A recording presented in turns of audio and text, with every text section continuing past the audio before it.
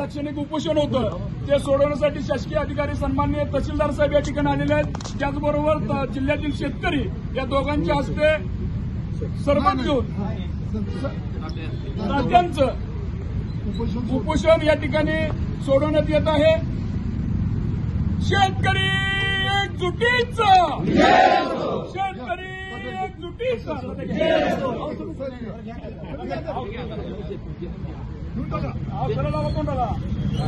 शेतकरी एकजुटीचं, कर्जमाफी आमच्या हक्काची नाही कुणाच्या बापाची।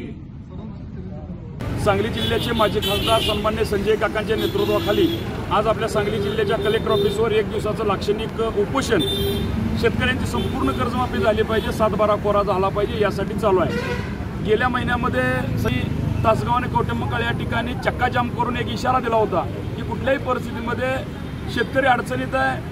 मे महिन्यापासून पाऊस मोठ्या प्रमाणात चालू आहे। आज नोव्हेंबर उद्या चालू होतोय तरी पाऊस थांबायला मागण्यात आला आहे।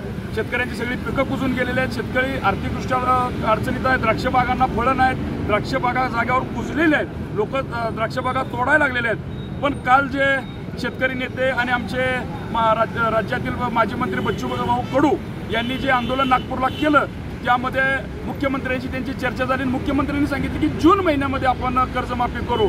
आमची मुख्यमंत्र्यांना हात जोडून शेतकरी या नात्याने विनंती आहे, साहेब आता आमचा हा हंगाम वाया गेला, आम्हाला जगणं मुश्किल झालंय, शेतातली घाण काढायची पडलेली आहे, उद्याच्याला आम्ही कसं पेरणार आहे, कसं शेतामध्ये जाणार आहे, आम्हाला कुठनं पैसे येणार आहेत याचा मार्ग तरी आपण दाखवावा। 200 रुपये आपण गुंठ्याला आम्हाला अतिवृष्टी दिलेली आहे आणि ह्या अवकाळीची, आणि कामगार जर कामाला आला तर त्याला 500 ते 600 रुपये आता त्याचा दाम झालेला आहे। साहेब चेष्टा एवढी तुम्ही शेतकऱ्यांची करू नका, फार शेतकरी पिचलेला आहे। आणि तुम्ही जे जून म्हणताय उद्या मार्चमध्ये ह्या बँका, पतसंस्था, सोसायटी आमच्या नरड्यावर येऊन बसणार आहेत, आमची घरांचा निलाव होणार आहेत, 101च्या प्रक्रिया होणार आहेत। आम्ही काय केलं पाहिजे, कुठल्या तोंडानं समाजामध्ये फिरलं पाहिजे? साहेब आमच्या हात जोडून तुम्हाला विनंती आहे, एक तर मार्च महिन्याच्या आत आमची संपूर्ण कर्जमाफी करा।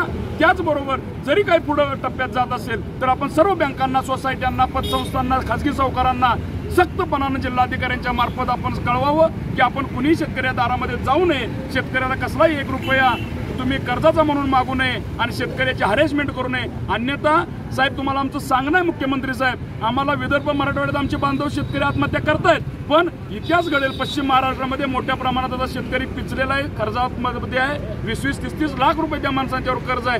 कसल्याही परिस्थितीमध्ये आम्हाला आत्महत्या करण्याशिवाय पर्याय राहणार नाही आणि याचं सर्व पातक मुख्यमंत्री म्हणून साहेब तुमच्यावर येईल। आमची तुम्हाला हात जोडून विनंती आहे की आपण लवकरात लवकर 7/12 कोरा करावा आणि या ठिकाणी वसुली थांबवावी। आणि खऱ्या अर्थाने मी माजी खासदार संजय काकांना शेतकऱ्यांच्या वतीनं धन्यवाद देतो। या जिल्ह्यामध्ये अखंडपणानं शेतकऱ्यांसाठी लढणारा लढवय्या नेता म्हणून तुम्ही पुढे आलेला आहात। आम्ही सर्व शेतकरी तुमच्या पाठीशी खंबीरपणानं उभं राहू एवढे या निमित्तानं सांगतो आणि मुख्यमंत्र्यांना पुन्हा एक वेळ कळकळीची विनंती करतो, साहेब आमचा 7/12 लवकरात लवकर कोरा करू। शेतकऱ्याचा 7/12 कोरा करण्याचं आश्वासन राज्यानं दिलं होतं। राज्यातल्या नेते मंडळींनी ते आश्वासन पूर्ण करण्यासाठी काल झालेल्या बैठकीमध्ये बच्चू कडू आणि सगळे शेतकरी नेते, राजू शेट्टी असतील, तुपकर असतील, त्यामध्ये वामनराव चटप साहेब असतील, नवले असतील, महादेवराव जानकर असतील, या मंडळींनी काल मुख्यमंत्र्यांची भेट घेतली। मुख्यमंत्र्यांनी या मंडळींना बोलवलेलं होतं, पण जे बाहेर आमच्यापर्यंत आलेलं आहे ते जूनपर्यंत ही कमिटी नेमून निर्णय करूया। परदेशी साहेबांच्या नेतृत्वाखाली ती कमिटी नेमली। आत्ता आमची मागणी ही आहे की त्याचा 7/12 कोरा करा, कारण त्याला घेतलेलं कर्ज त्याचं उत्पन्न निघालेलं नाही।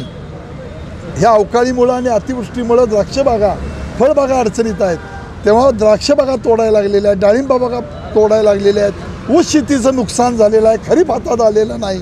तेव्हा अशा सगळ्या परिस्थितीमध्ये शेतकऱ्यांचा 7/12 कोरा करणं आणि तो लवकर करणं हे काम सरकारनं करावं, यासाठी आम्ही 1 दिवसाचं लाक्षणिक उपोषण केलं आहे। मागं 8-10 दिवसापूर्वी आम्ही रस्ता जाम, चक्का जाम आंदोलन जे आपण म्हणतो ते आंदोलन केलं, लोकांनी प्रचंड मोठा प्रतिसाद दिलेला आहे। शेतकऱ्याची बाजू ही कुणीतरी सगळ्या नेत्यांनी मिळून सरकार दरबारी पोचवून ते काम करून घेणं गरजेचं आहे। शासनानं दिलेला 7/12 कोराचं आश्वासन हे लवकरात लवकर पूर्ण करा, मार्चच्या आधी पूर्ण करा।